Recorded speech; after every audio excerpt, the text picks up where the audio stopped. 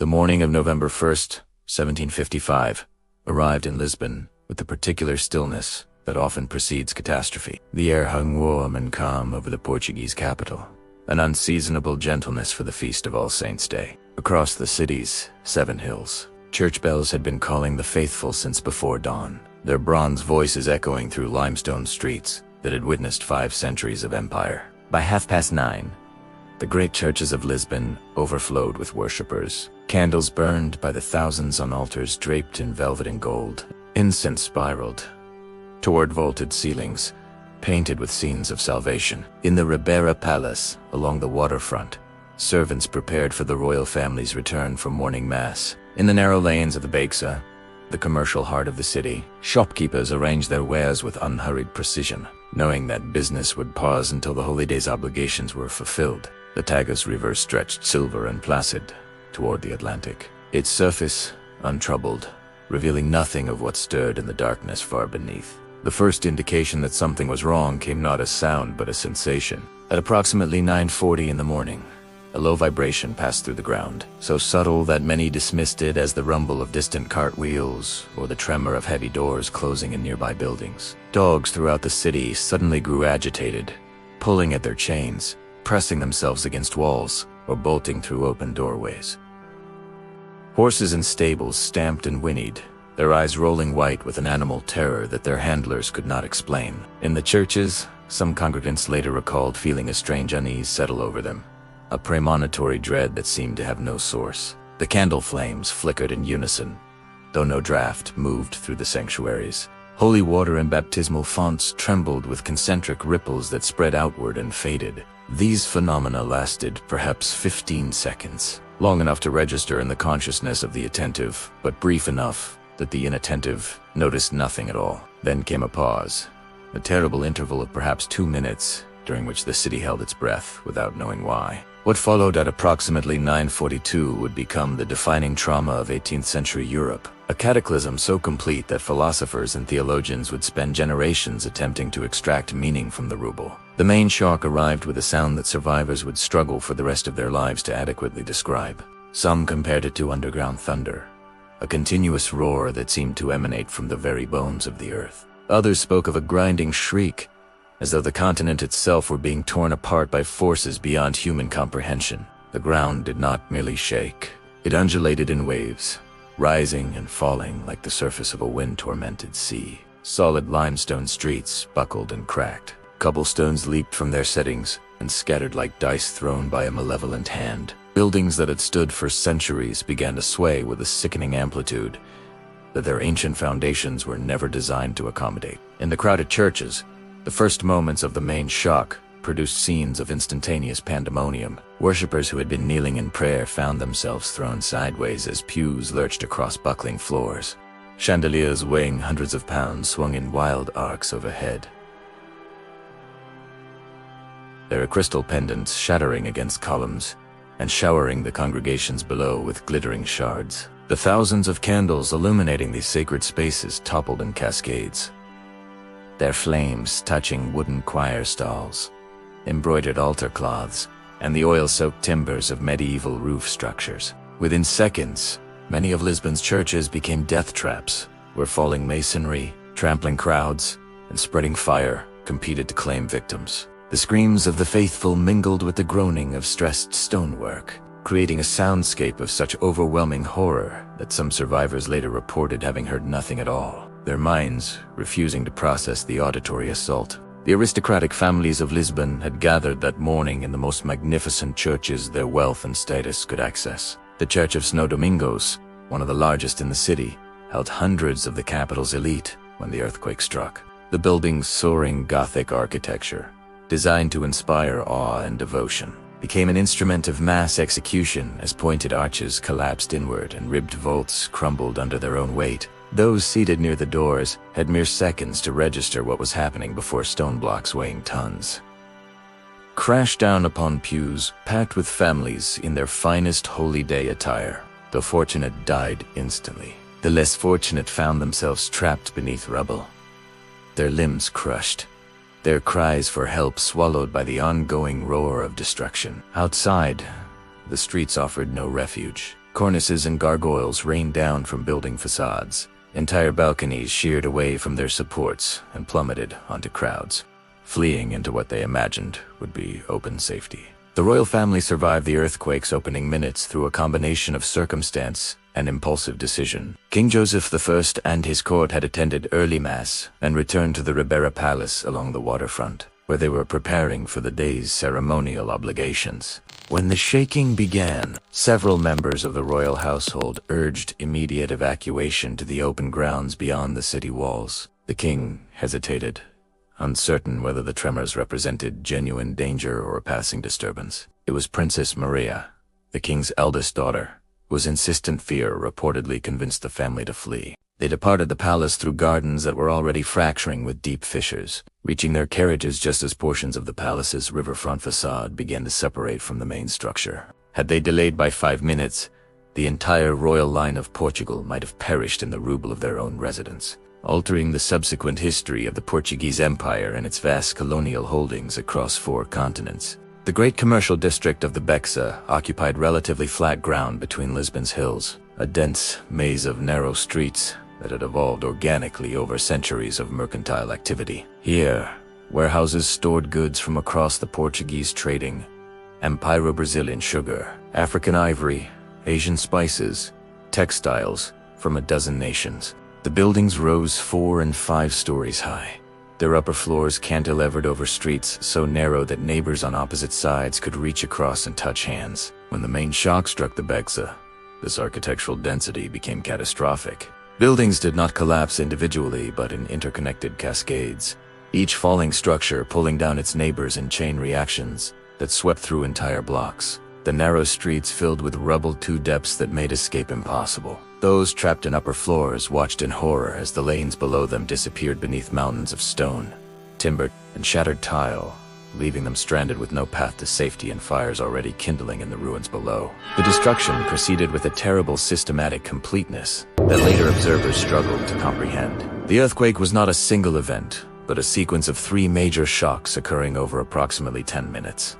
The first and most powerful shock accomplished the initial devastation, collapsing buildings of inferior construction and fatally compromising structures of sturdier design. The second shock, arriving perhaps 3 minutes later, completed the destruction that the first had initiated. Walls that had cracked but remained standing now fell outward into streets already choked with debris and fleeing citizens. Roof structures that had shifted off their supports now crashed down into building interiors, crushing those who had sought shelter beneath doorframes and arches. The third shock, though somewhat less powerful, proved equally lethal because it caught thousands of survivors in the midst of rescue attempts, toppling partially standing structures onto people struggling to free trapped relatives from fresh rubble. Witnesses who survived the initial shocks and found themselves in relatively open spaces described phenomena that seemed to violate the basic laws of nature. The ground itself appeared to liquefy in certain areas, particularly along the waterfront and in zones where Lisbon had been built upon filled land reclaimed from the Tagus estuary. Buildings in these areas did not fall so much as sink, their foundations disappearing into suddenly fluid earth that swallowed entire structures before resolidifying and entombing them. Fissures opened in streets and plazas, some narrow enough to leap across, others wide enough to swallow carriages and horses whole. From certain of these cracks, witnesses reported seeing jets of water and sand erupt with explosive force, a phenomenon modern geologists would recognize as liquefaction, but which to 18th century observers appeared as evidence that the earth itself had gone mad. The very ground that had supported human civilization for millennia revealed itself as treacherous, unstable, capable of transformation into a swallowing maw without warning. The Great Cathedral of Lisbon, known formally as the Sodelis, stood as one of the oldest and most sacred structures in Portugal. Its construction had begun in the 12th century, shortly after the Christian reconquest of the city from Moorish control. Generation after generation of Portuguese monarchs had been crowned, married, and buried within its massive Romanesque walls. The cathedral's twin bell towers had defined Lisbon's skyline for over 600 years. On the morning of November 1st, the Sur was packed with a congregation that included some of the most prominent religious figures in the kingdom, gathered to celebrate All Saints' Day with appropriate solemnity. When the earthquake struck, the ancient structure initially seemed to resist destruction. Its thick medieval walls, built in an era when architects over-engineered for permanence, absorbed the first shock with groaning protests, but without immediate collapse. Those inside might briefly have believed themselves protected by the sanctity of the space, their faith validated by the building's apparent resilience. The cathedral's survival was an illusion measured in seconds. The same massive construction that resisted the initial shock made the eventual collapse all the more catastrophic. When the stone finally gave way, it fell with a weight and momentum that left no possibility of escape. The great rose window that had filtered holy light through centuries of massas exploded inward as the facade buckled, showering the nave with fragments of glass and stone. The barrel-vaulted ceiling, which had seemed to soar toward heaven, became a crushing descent of hundreds of tons of dressed limestone. The twin towers, which had called the faithful to worship for generations, twisted and toppled in opposite directions, their bells ringing a discordant final peal as they fell. Those who died in the cathedral's collapse were not merely killed, but obliterated, their bodies pressed beneath such masses of rubble that many would never be recovered or identified.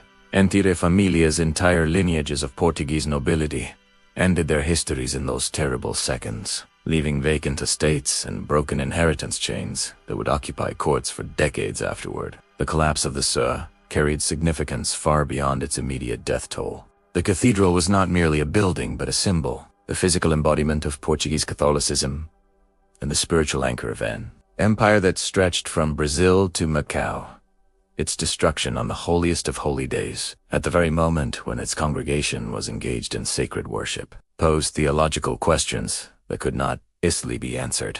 If divine providence governed the affairs of nations, what message was encoded in the obliteration of such a monument? If the church was the earthly vessel of God's protection, why had that protection failed so spectacularly, precisely when the faithful were demonstrating their devotion? These questions would haunt European philosophy for the remainder of the century, contributing to the intellectual currents that would eventually challenge the certainties of religious orthodoxy. The rubble of the Sur became a philosophical text that thinkers across Europe would read and interpret, finding in its stones evidence for arguments about the nature of God, the problem of evil, and the reliability of faith. The physical destruction of the earthquake, comprehensive as it was, represented only the first movement in a symphony of catastrophe. Fire began almost immediately after the initial shocks, igniting from the thousands of candles and cooking fires that had been burning throughout the city when the ground began to move.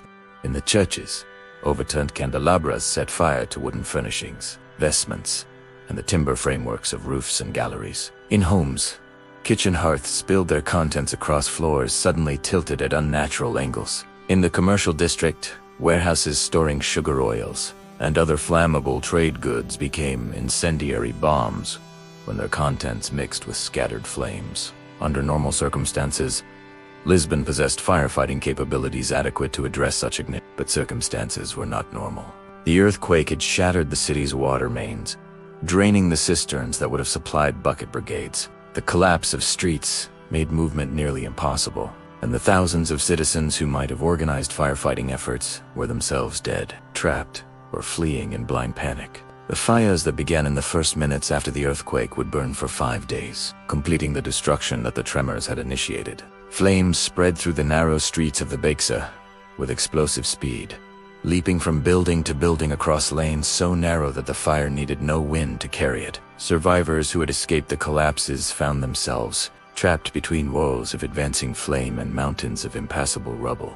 Many who might have been rescued from beneath fallen structures were instead incinerated where they lay, their cries for help answered only by the roaring approach of the inferno. The great convents and monasteries that dotted Lisbon's hills burned for hours, their ancient libraries and irreplaceable manuscripts providing fuel for flames that consumed centuries of accumulated knowledge. The hospital Rio de Todos os Santos, the largest medical facility in the city, caught fire with hundreds of patients still in their beds, many too ill or injured to move without assistance that would never arrive. Even as fire consumed what the earthquake had left standing, the sea itself prepared to deliver a final assault. The geological rupture that had devastated Lisbon occurred far out in the Atlantic, where the African and Eurasian tectonic plates ground against each other in a fault zone of extraordinary power. This submarine upheaval displaced billions of tons of seawater, initiating wave trains that propagated outward at speeds approaching 500 miles per hour.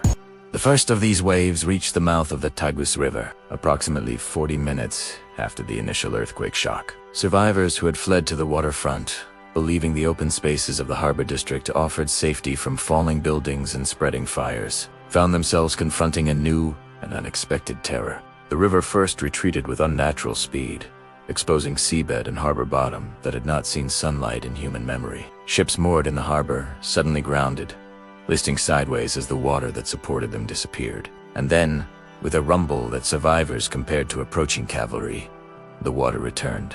The tsunami that struck Lisbon on November 1st arrived not as a single wave but as a series of surges, each more powerful than the last. The first wave rose, perhaps 15 feet above normal high tide, sweeping across the waterfront district and pushing de Berladan water hundreds of yards inland. Those who had descended to the exposed harbor floor, perhaps drawn by curiosity or the instinct to salvage goods from grounded vessels, were overwhelmed with no possibility of escape. The second wave, arriving approximately 15 minutes later, reached heights estimated at 20 feet or more. It carried with it the wreckage of the harbor ships, cargo, timber from collapsed warehouses transforming the water into a grinding mill of destruction. Buildings that had survived both earthquake and fire were now demolished by hydraulic forces that no 18th century structure was designed to resist.